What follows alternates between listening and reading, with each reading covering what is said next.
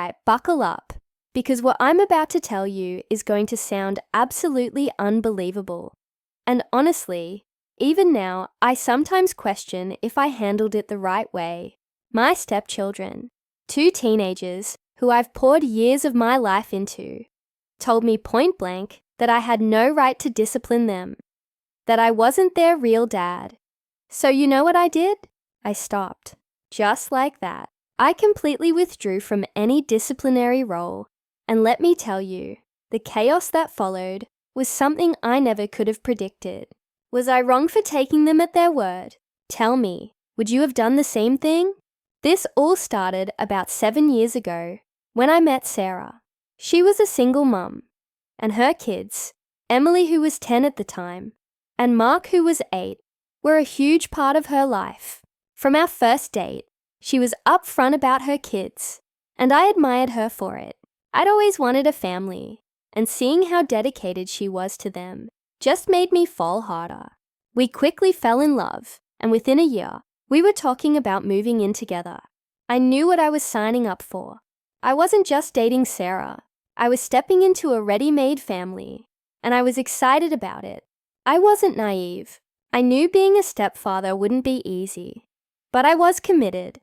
I spent a lot of time with Emily and Mark before we moved in, taking them to the park, helping with homework, listening to their stories about school. I tried my best to be a consistent, positive male figure in their lives, someone they could trust and rely on. Their biological father, David, was, to put it mildly, an absentee parent. He'd pop in and out of their lives, always promising things he never delivered, leaving a trail of disappointment in his wake. Because of this, the kids craved stability, and I genuinely wanted to provide that. When Sarah and I got married 2 years later, I formally adopted Emily and Mark. It was a beautiful day, one of the best of my life. I remember holding their hands in court, looking into their eyes, and promising to love and protect them always. They seemed happy, excited even. They started calling me Dad on their own, a term I cherished more than words could say. We settled into our new life together. Sarah and I worked hard to create a stable, loving home. We had rules, like any family, about chores, homework, curfews, and general respect. We believed in open communication, but also in boundaries. I was actively involved in every aspect of their upbringing. School meetings, sports practices, doctor's appointments, late-night talks about their teenage dramas. I was there 100%. I treated them no differently than I would my own biological children. Their struggles were my struggles. Their triumphs were my triumphs. I disciplined them when they pushed boundaries, celebrated their successes, and comforted them through their heartbreaks. Sarah and I were a united front. If I said something, she backed me up, and vice versa. We believed that consistency was key, especially given their past with their biological father. For years, things were, for the most part, good. We had our typical family squabbles, but nothing major. They grew into teenagers, and with that came the usual teenage angst and pushing of limits. But I always approached it with love and firmness, explaining the reasons behind the rules, trying to foster understanding, not just blind obedience. I genuinely felt like we were a strong unit, a real family. I was proud to be their dad. I truly believed they saw me that way too, not just as Sarah's husband, but as their dad. The one who was always there, the one who always showed up.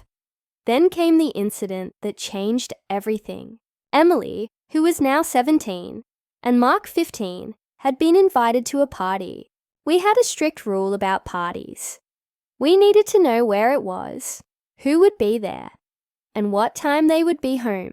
They were also explicitly told there was to be no alcohol or drugs. Sarah and I reiterated these rules before they left. They promised they understood, but then, past their curfew, past the time they said they'd be home, Sarah and I started getting worried. We called, no answer, texted, no reply. This went on for hours. We were beside ourselves with worry. imagining every worst-case scenario. Finally, around 3 a.m., they stumbled through the door. They were clearly intoxicated, reeking of alcohol, and their eyes were glazed over. My heart sank. Not only had they broken curfew, but they had also broken a fundamental rule about drinking. Sarah was furious, and I was beyond disappointed. The next morning, when they were sober, we sat them down for a serious conversation. Emily was defiant. Mark was sullen. We explained the dangers of their actions, the trust they had broken, and the fear they had put us through. Then, we laid out the consequences. They were grounded for a month. No phones, no going out with friends, and extra chores. This was a severe punishment, but in our eyes, warranted given the severity of their actions. This is when Emily, with a sneer, looked at me and said, "You can't ground us. You're not our real dad." And Mark, emboldened by his sister, chimed in, "Yeah, you're not our dad. You don't get to tell us what to do."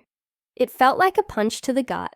All those years, all the love, all the effort, just dismissed in a few cruel words. Sarah was stunned into silence, her face a mask of shock and hurt. I remember feeling a cold dread wash over me, a feeling of utter betrayal. I had always tried my best, always put them first, always thought of them as my kids. And in that moment, they had ripped that away. I stood there, reeling, trying to process what they had just said. The air was thick with tension, and the weight of their words settled heavily in the room. So that's the situation I was in, and I had to make a choice. Before I tell you what happened next, I want you to pause and comment below what you would have done in my shoes. Would you have pushed back, asserted your authority, or would you have done what I did? I took a deep breath, trying to keep my voice steady, even though inside I was crumbling. "Is that how you truly feel?" I asked, my voice barely a whisper. Emily just shrugged, and Mark looked away. Sarah finally found her voice, trying to intervene. "Kids, that's not fair. He's always been there for you." But I held up a hand, stopping her. I looked at Emily and Mark, my heart aching. "Okay," I said, my voice gaining a strange calm. "If that's how you truly feel, if I'm not your real dad, and I have no right to punish you, then I won't." Sarah gasped, but I continued, looking directly into their eyes.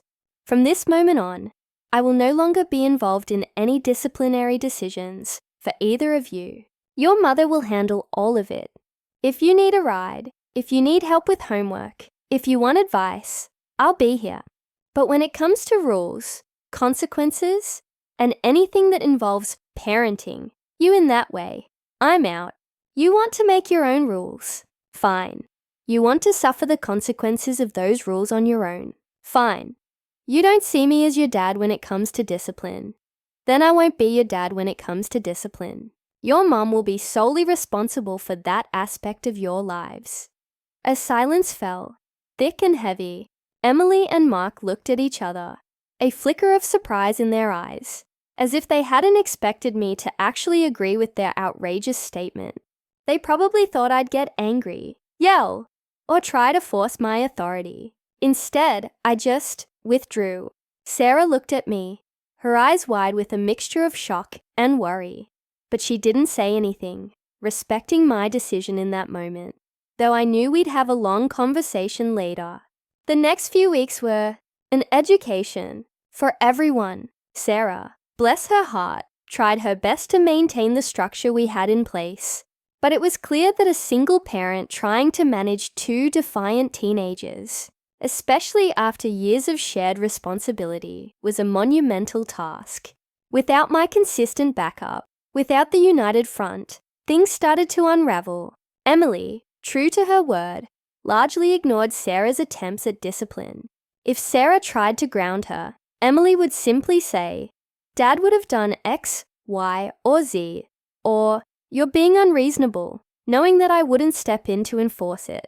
Mark, seeing Emily get away with more, also started to push boundaries, staying out later, not doing chores, and generally being disrespectful. Sarah would turn to me, her eyes pleading, but I would simply shake my head. You said I wasn't your real dad when it came to discipline. I'd remind the kids, always in Sarah's presence. Your mom is handling this. It felt cold, and it absolutely tore me up inside to see Sarah struggling, to see the kids spiraling a bit. But I had made a promise to myself. They had drawn a line in the sand, and I had chosen to respect it.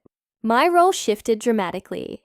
I became the fun guy, the one who gave rides without questions, the one who offered advice but never commanded. I was the financial provider, the listener, the supporter in every way except discipline. The house, which had once felt like a harmonious family home, started to feel more like a boarding house, where I was a financially contributing, emotionally available, but ultimately powerless resident when it came to shaping their character through consequences. Sarah and I had many late-night talks, hushed whispers after the kids were asleep. She expressed her frustration, her exhaustion, and her fear for the kids' future. She knew what I was doing, and while she understood why I was doing it, she hated the outcome. I told her that they needed to see the consequences of their words. They needed to understand that actions and words have weight, that claiming independence from a parental role also meant being solely responsible for the repercussions of that independence. The breaking point came about 2 months later. Emily, still grounded by Sarah, though she largely ignored it, snuck out to a party. This time, she didn't just break curfew. She got into a minor car accident with a friend's car while driving without permission. Luckily, no one was seriously hurt, but the car was damaged, and the police were involved. When Sarah called me from the police station, her voice trembling, asking me to come, I went, of course. I was there as her husband, as an adult who cared for Emily's safety, but I maintained my detached stance on discipline. When we got home, Sarah tried to lay down the law. She wanted to restrict Emily even further, take away her phone indefinitely, and ground her until she was 18. Emily, in full rebellion mode, just scoffed. "You can't do that," she yelled. "I'm almost 18. And besides, Dad would never be this strict." She looked at me, expecting me to step in, to be the good cop, as I had often been in the past, mediating between her and Sarah. But I just sat there, my face impassive. Sarah, seeing my inaction, finally snapped. She turned to Emily, her voice shaking with a mixture of fury and despair. "No, Emily," she said, tears streaming down her face. "Your real dad wouldn't be this strict. And your real dad isn't here, is he?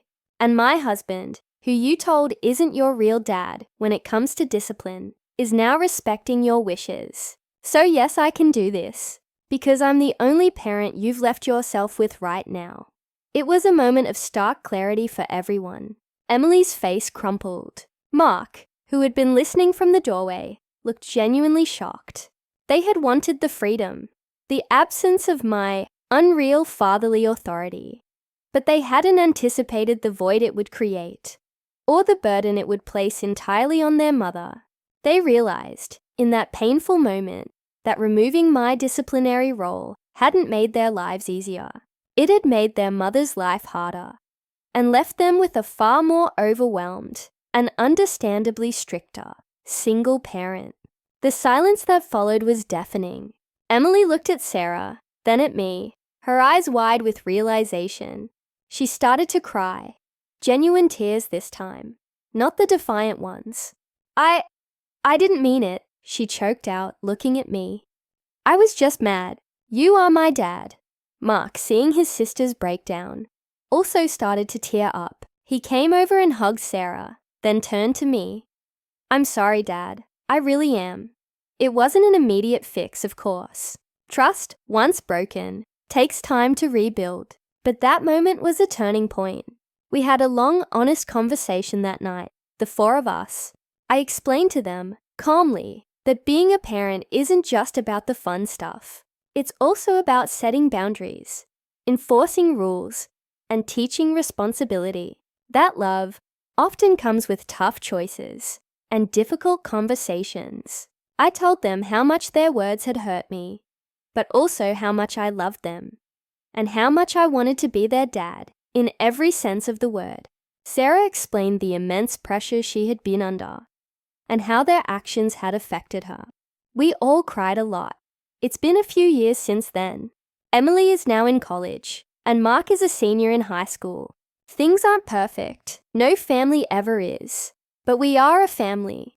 They started calling me dad again, without any hesitation, and they accept my discipline, not with glee, but with understanding that it comes from a place of love and concern.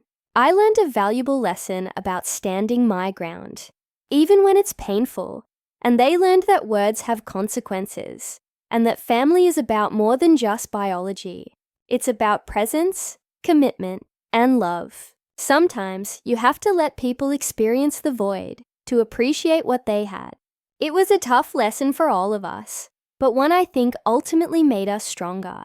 So, tell me, was I wrong for taking them at their word? What would you have done? Like this video if you were on my side, subscribe for more stories like this, and share your final thoughts on this whole mess in the comments section. I'll see you all in the next story.